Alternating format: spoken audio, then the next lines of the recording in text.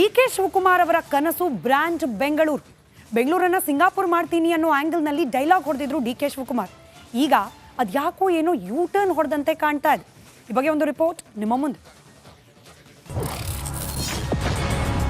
Brand Bengaluru ಕನಸಿಗೆ ಬಿತ್ತ ಕೊಳ್ಳಿ. ದೇವರ ಕೈಲೂ ಆಗಲ್ಲ ಅಂತ ಕೈ ಚೆಲ್ಲಿದ್ದ ಡಿ.ಕೆ. 1,40,40,00,000 ಜನಸಂಖ್ಯೆ, 1,10,00,000 ಗಾಡಿಗಳು ಬೆಂಗಳೂರಲ್ಲಿ ರಿಜಿಸ್ಟರ್ ಆಗಿದೆ. ನಾನು ಒಂದು ಮಾಧ್ಯಮ ಸ್ನೇಹಿತರ ಮುಂದೆ ಹೇಳಲಿಕ್ಕೆ ಬಯಸ್ತಾ ಇದ್ದೇನೆ, ತಪ್ಪು ಹೇಳಲಿಕ್ಕೆ ಬಯಸ್ತಾ ಇದ್ದೇನೆ. ವಿದಿನ್ 1 year, 2 year, 3 year ಈ ಬೆಂಗಳೂರಿನ ಮೇಲ್ಗಡೆ ಇರೋಂಥ ಭಗವಂತ ಕೆಳಗಡೆ ನಡೆದಾಡಿದ್ರು ಏನು ಮಾಡೋಕ್ಕೆ ಸಾಧ್ಯ ಅಂತ ಕಷ್ಟ ಇದೆ. We have to plan properly, ಯೋಜನೆಯನ್ನು ಸರಿಯಾಗಿ ಮಾಡಬೇಕು. ಇಲ್ಲಿ ಒಂದಂತೂ ಕ್ಲಿಯರ್, ಈ ಹಿಂದೆ ಕಾಂಗ್ರೆಸ್ ಅಧಿಕಾರಕ್ಕೇರಿದಾಗ ಇದೇ ಡಿ.ಕೆ. ಶಿವಕುಮಾರ್ ಅವತ್ತು ಪೌರುಷ ಮೆರೆದಿದ್ದು ಇಡೀ ವಿಶ್ವವೇ ದಿಟ್ಟಿಸಿ ನೋಡುವಂತೆ ಬ್ರಾಂಡ್ ಬೆಂಗಳೂರು ರೂಪಿಸ್ತೀವಿ ಅಂತ.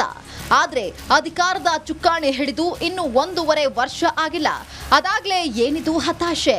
ಆ ದೇವ್ರೇ ಬಂದ್ರೂ ಈಗಿನ ಬೆಂಗಳೂರು ವ್ಯವಸ್ಥೆ ಸರಿಪಡಿಸೋದಕ್ಕೆ ಆಗಲ್ಲ ಅನ್ನೋ ಬೇಸರದ ಮಾತು.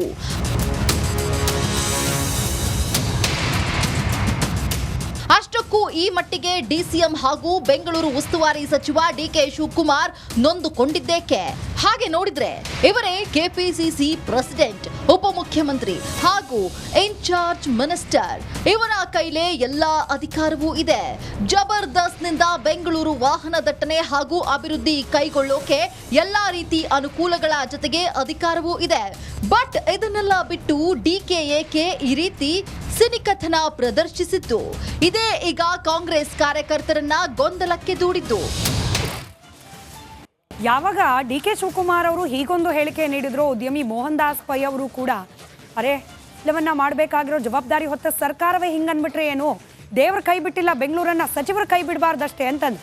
ಇನ್ನು ವಿರೋಧ ಪಕ್ಷದವ್ರು ಬಿಡ್ತಾರಾ ಕಾಂಗ್ರೆಸ್ ಸರ್ಕಾರವನ್ನ? ಅದರಲ್ಲೂ ಡಿ.ಕೆ. ಶಿವಕುಮಾರ್ ಅವರನ್ನ ಉಗಿದು ಉಪ್ಪಿನಕಾಯಿ ಹಾಕ್ತಿದ್ದಾರೆ. ಸಿಟಿ ರವಿ ಅವ್ರ ಮಾತು ಕೇಳಿಸ್ಕೊಳ್ಳಿ. ಈಗ ಉಪಮುಖ್ಯಮಂತ್ರಿಗಳು ದೇವರು ಕೂಡ ಬೆಂಗಳೂರನ್ನು ಸುಧಾರಿಸೋಕ್ಕಾಗಲ್ಲ ಅಂತ ಹೇಳಿದ್ದಾರೆ, ದೇವರಿಗೂ ಕೂಡ ಸರಿ ಮಾಡೋಕ್ಕಾಗಲ್ಲ ಅಂತ ಹೇಳಿದ್ದಾರೆ. ದೇವ್ರು ಹೇಳಿದ್ದ ಒಂದು ಪ್ಲಾನ್ ಸ್ಯಾಂಕ್ಷನಿಗೆ ಅಡಿಗೆ 100 ರೂಪಾಯಿ ತಗ ಅಂತ. ಯಾವ ದೇವ್ರು ಹೇಳಿದ್ದು? ಅಡಿಗೆ 100 ರೂಪಾಯಿ ಲಂಚ ತಗೊಳ್ಳೋದಕ್ಕೆ ಯಾವ ದೇವರು ಆದೇಶ ಕೊಟ್ಟಿದೆ? ಸುಧಾರಿಸಬೇಕು ಅನ್ನುವಂಥ ಇಚ್ಛಾಶಕ್ತಿ ಇಲ್ಲ. ಉದ್ದೇಶವೇ ಕೆಟ್ಟದಿದ್ದರೆ, ಉದ್ದೇಶವೇ ಲೂಟಿ ಹೊಡಿಬೇಕು ಅಂತಿದ್ದರೆ ದೇವ್ರೇನು ಮಾಡೋಕ್ಕಾಗತ್ತೆ? ಉದ್ದೇಶದಲ್ಲಿ ಬೆಂಗಳೂರನ್ನ ಸಮಗ್ರ ಅಭಿವೃದ್ಧಿ ಪಡಿಸ್ಬೇಕು ಅಂತಿದ್ದರೆ ಖಂಡಿತವಾಗಿಯೂ ಸುಧಾರಿಸ್ಬೋದು. ಆದರೆ ಉದ್ದೇಶವೇ ಲೂಟಿ ಆದರೆ ಯಾವ ದೇವರು ಏನು? ಡಿ.ಕೆ. ಶಿವಕುಮಾರ್ ಅವರ ಕನಸು ಬ್ರಾಂಡ್ ಬೆಂಗಳೂರನ್ನ ಸಿಂಗಾಪುರ್ ಮಾಡ್ತೀನಿ ಅನ್ನೋ ಆಂಗಲ್ನಲ್ಲಿ ಡೈಲಾಗ್ ಹೊಡೆದಿದ್ರು ಡಿ.ಕೆ. ಶಿವಕುಮಾರ್. ಈಗ ಅದ್ಯಾಕೋ ಏನೋ ಯೂ ಟರ್ನ್ ಹೊಡೆದಂತೆ ಕಾಣ್ತಾ ಇದೆ. ಈ ಬಗ್ಗೆ ಒಂದು ರಿಪೋರ್ಟ್ ನಿಮ್ಮ ಮುಂದೆ. ಬ್ರಾಂಡ್ ಬೆಂಗಳೂರು ಕನಸಿಗೆ ಬಿತ್ತ ಕೊಳ್ಳಿ. ದೇವರ ಕೈಲೂ ಆಗಲ್ಲ ಅಂತ ಕೈ ಚೆಲ್ಲಿದ್ದ ಡಿ.ಕೆ. 1,40,40,00,000 ಜನಸಂಖ್ಯೆ, 1,10,00,000 ಗಾಡಿಗಳು ಬೆಂಗಳೂರಲ್ಲಿ ರಿಜಿಸ್ಟರ್ ಆಗಿದೆ. ನಾನು ಒಂದು ಮಾಧ್ಯಮ ಸ್ನೇಹಿತರ ಮುಂದೆ ಹೇಳಲಿಕ್ಕೆ ಬಯಸ್ತಾ ಇದ್ದೇನೆ, ತಪ್ಪು ಹೇಳಲಿಕ್ಕೆ ಬಯಸ್ತಾ ಇದ್ದೇನೆ. ವಿದಿನ್ 1 year, 2 year, 3 year ಈ ಬೆಂಗಳೂರಿನ ಮೇಲ್ಗಡೆ ಇರೋಂಥ ಭಗವಂತ ಕೆಳಗಡೆ ನಡೆದಾಡಿದ್ರು ಏನು ಮಾಡೋಕ್ಕೆ ಸಾಧ್ಯ ಅಂತ ಕಷ್ಟ ಇದೆ. We have to plan properly, ಯೋಜನೆಯನ್ನು ಸರಿಯಾಗಿ ಮಾಡಬೇಕು.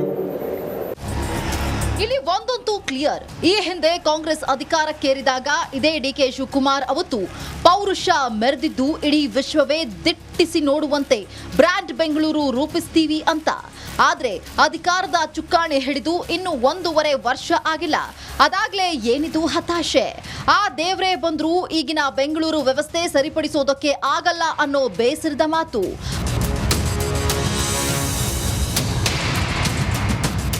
ಅಷ್ಟಕ್ಕೂ ಈ ಮಟ್ಟಿಗೆ ಡಿಸಿಎಂ ಹಾಗೂ ಬೆಂಗಳೂರು ಉಸ್ತುವಾರಿ ಸಚಿವ ಡಿ.ಕೆ. ಶಿವಕುಮಾರ್ ನೊಂದುಕೊಂಡಿದ್ದೇಕೆ? ಹಾಗೆ ನೋಡಿದ್ರೆ ಇವರೇ ಕೆಪಿಸಿಸಿ ಪ್ರೆಸಿಡೆಂಟ್, ಉಪಮುಖ್ಯಮಂತ್ರಿ ಹಾಗೂ ಇನ್ಚಾರ್ಜ್ ಮಿನಿಸ್ಟರ್. ಇವರ ಕೈಲೇ ಎಲ್ಲಾ ಅಧಿಕಾರವೂ ಇದೆ. ಜಬರ್ದಸ್ತ್ನಿಂದ ಬೆಂಗಳೂರು ವಾಹನ ದಟ್ಟಣೆ ಹಾಗೂ ಅಭಿವೃದ್ಧಿ ಕೈಗೊಳ್ಳೋಕೆ ಎಲ್ಲಾ ರೀತಿ ಅನುಕೂಲಗಳ ಜೊತೆಗೆ ಅಧಿಕಾರವೂ ಇದೆ. ಬಟ್ ಇದನ್ನೆಲ್ಲ ಬಿಟ್ಟು ಡಿ.ಕೆ. ಏಕೆ ಈ ರೀತಿ ಸಿನಿಕತನ ಪ್ರದರ್ಶಿಸಿದ್ದು. ಇದೇ ಈಗ ಕಾಂಗ್ರೆಸ್ ಕಾರ್ಯಕರ್ತರನ್ನ ಗೊಂದಲಕ್ಕೆ ದೂಡಿದ್ದು. ಯಾವಾಗ ಡಿ.ಕೆ. ಶಿವಕುಮಾರ್ ಅವರು ಹೀಗೊಂದು ಹೇಳಿಕೆ ನೀಡಿದ್ರು, ಉದ್ಯಮಿ ಮೋಹನ್ ದಾಸ್ ಪೈ ಅವರು ಕೂಡ ಅರೆ ಎಲ್ಲವನ್ನ ಮಾಡಬೇಕಾಗಿರೋ ಜವಾಬ್ದಾರಿ ಹೊತ್ತ ಸರ್ಕಾರವೇ ಹಿಂಗನ್ಬಿಟ್ರೆ ಏನು, ದೇವ್ರ ಕೈ ಬಿಟ್ಟಿಲ್ಲ ಬೆಂಗಳೂರನ್ನ, ಸಚಿವರು ಕೈ ಬಿಡಬಾರ್ದಷ್ಟೇ ಅಂತಂದು. ಇನ್ನು ವಿರೋಧ ಪಕ್ಷದವ್ರು ಬಿಡ್ತಾರಾ ಕಾಂಗ್ರೆಸ್ ಸರ್ಕಾರವನ್ನ? ಅದರಲ್ಲೂ ಡಿ.ಕೆ. ಶಿವಕುಮಾರ್ ಅವರನ್ನ ಉಗಿದು ಉಪ್ಪಿನಕಾಯಿ ಹಾಕ್ತಿದ್ದಾರೆ. ಸಿಟಿ ರವಿ ಅವ್ರ ಮಾತು ಕೇಳಿಸ್ಕೊಳ್ಳಿ. ಈಗ ಉಪಮುಖ್ಯಮಂತ್ರಿಗಳು ದೇವರು ಕೂಡ ಬೆಂಗಳೂರನ್ನು ಸುಧಾರಿಸೋಕ್ಕಾಗಲ್ಲ ಅಂತ ಹೇಳಿದ್ದಾರೆ, ದೇವರಿಗೂ ಕೂಡ ಸರಿ ಮಾಡೋಕ್ಕಾಗಲ್ಲ ಅಂತ ಹೇಳಿದ್ದಾರೆ. ದೇವ್ರು ಹೇಳಿದ್ದ ಒಂದು ಪ್ಲಾನ್ ಸ್ಯಾಂಕ್ಷನಿಗೆ ಅಡಿಗೆ 100 ರೂಪಾಯಿ ತಗ ಅಂತ. ಯಾವ ದೇವ್ರು ಹೇಳಿದ್ದು? ಅಡಿಗೆ 100 ರೂಪಾಯಿ ಲಂಚ ತಗೊಳ್ಳೋದಕ್ಕೆ ಯಾವ ದೇವರು ಆದೇಶ ಕೊಟ್ಟಿದೆ? ಸುಧಾರಿಸಬೇಕು ಅನ್ನುವಂಥ ಇಚ್ಛಾಶಕ್ತಿ ಇಲ್ಲ. ಉದ್ದೇಶವೇ ಕೆಟ್ಟದಿದ್ದರೆ, ಉದ್ದೇಶವೇ ಲೂಟಿ ಹೊಡಿಬೇಕು ಅಂತಿದ್ದರೆ ದೇವ್ರೇನು ಮಾಡೋಕ್ಕಾಗತ್ತೆ? ಉದ್ದೇಶದಲ್ಲಿ ಬೆಂಗಳೂರನ್ನ ಸಮಗ್ರ ಅಭಿವೃದ್ಧಿ ಪಡಿಸ್ಬೇಕು ಅಂತಿದ್ದರೆ ಖಂಡಿತವಾಗಿಯೂ ಸುಧಾರಿಸ್ಬೋದು. ಆದರೆ ಉದ್ದೇಶವೇ ಲೂಟಿ ಆದರೆ ಯಾವ ದೇವರು ಏನು? ಏನ್ ಪ್ರಾಬ್ಲಮ್ ಇಲ್ಲ ಏರಿಯಾದಲ್ಲಿ? ಏನ್ ಪ್ರಾಬ್ಲಮ್? ಏನ್ ನಿಮ್ ಪ್ರಾಬ್ಲಮ್? ಇದೆಲ್ಲ ಪ್ರಾಬ್ಲಮ್ ಐತಿಲ್ಲ ಹೇಳಿ.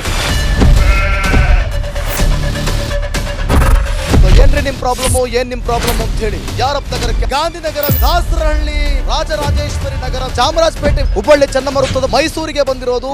ಬ್ಯಾಡಗಿ ತಾಲೂಕಿಗೆ ನಾವು ಬಂದಿವ್ರಿ. ಸರ್ ಹೇಳಿ ಸರ್, ಏನ್ ಪ್ರಾಬ್ಲಮ್? ನಿಮ್ ಎಮ್.ಎಲ್.ಎ ಹೆಂಗೆ? ಏನೆಲ್ಲ ಸಮಸ್ಯೆಗಳು? ಏನ್ ಕಥೆ ಇಲ್ಲಿ ಬಂತ? ಯಾಯಪ್ಪ ಯಾವತ್ತೂ ಬಂದಿಲ್ಲ. 2 ಮಂತ್ಸಿಂದ ನೀರಿಲ್ಲ. ಟ್ಯಾಂಕರ್ ಬರ್ಬೇಕಾದ್ರೆ ರೋಡ್ ಸರಿ ಇಲ್ಲ ಅಂತ ಯಾರ ಹತ್ರ ಹೋಗಿ ಹೇಳೋದಕ್ಕೆ ನಮ್ಗೆ ಯಾರು ಇಲ್ಲ. ಇಲ್ಲಿ ಕಿತ್ತೋದ್ರೆ ಏನು ಹಾಳಾಗೋದ್ರು ಇದು ಯಾರು ನೋಡರೇ ಗತಿ ಇಲ್ಲ. ನಾವಿದ್ದೀವಿ ಅಂತಾರೆ. ಇವಾಗ ಯಾರು ಎಮ್.ಎಲ್.ಎ ಮಗ ಒಂದ್ ದಿವಸನೂ ಬಂದಿಲ್ಲ. ಫುಲ್ ಸ್ಟ್ಯಾಂಡರ್ಡ್ ಲಕ್ಸುರಿಯಸ್ ಬೆಡ್ರೂಮ್ ಐತ್ರಿ ಅದು. Taj West End tradition blue. ನಿಮ್ಗೆ ಮೀಟಿಂಗ್ ಇಲ್ಲಿ ಮಾಡ್ರಿ.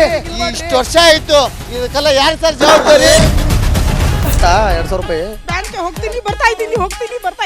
ಬ್ಯಾಂಕಿಗೆ ಹೋಗ್ತೀರಿ ಬರ್ತೀರಿ 2000 ಮಾತ್ರ ಬರ್ತಾ ಇಲ್ಲ. 2000 ನಂದೇ ಹೊಂಟೈತು. ನಿಲ್ಲ ಮೇಲೆ ನೀ ಬಾರಿ ಐಟ್ ಅದಲ್ಲ ಮಾರೇ. ಮೇಡಮ್ ಬರಲ್ಲ ಕಣ್ರಿ ಸರ್. ರಾತ್ರಿ 1 ಗಂಟೆವರೆಗೂ ಎಣ್ಣೆ ಅಂಗಡಿ ತೆಗಿಬೇಕಂತ. ಬೆಳಿಗ್ಗೆ 4 ಗಂಟೆವರೆಗೂ ತೆಗಿಬೋದಲ್ಲ. ಮಗನೂ ನೋಡಲ್ಲ, ಯಾರು ನೋಡಲ್ಲ. ನಾನು ಒಬ್ಬಳು ನೋಡ್ಸ್ಕೊಂತೀರ ಅಜ್ಜ. ಮೊಮ್ಮಕ್ಕಳಿಗೆ ಅಮ್ಮ ಅಪ್ಪ ಇಲ್ಲ, ಅವರು ನೋಡಿ ಬರ್ತಾ ಇದೀವಿ. ದೇವ್ರು ಬಿಟ್ಟಂಗೆ ಆಗುತ್ತೆ.